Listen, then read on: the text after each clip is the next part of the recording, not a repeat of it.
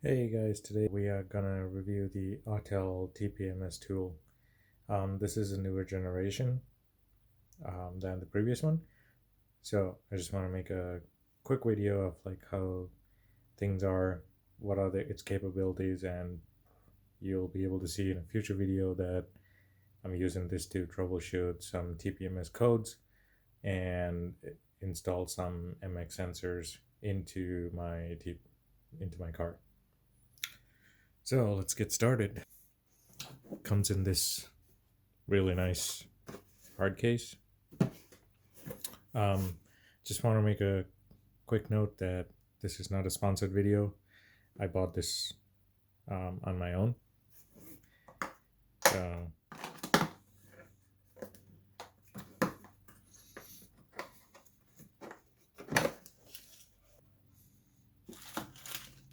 We have some cables to connect the tool to the computer, update it, and we have the charger. This can be used. This has an internal battery which you can walk around with without actually having to tether it by a code. So we have the charger, and it's a tool itself. The model is TS501, which is a newer version.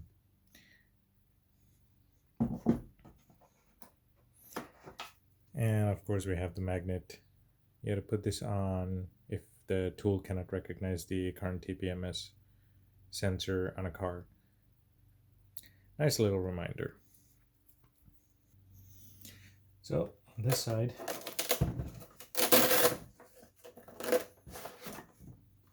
you've got the user manual and the sheet which talks about how to register this product.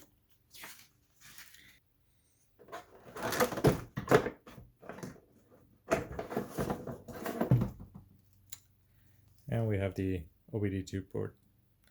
So good thing with this this unit, the TS501 versus the old one, is that this unit actually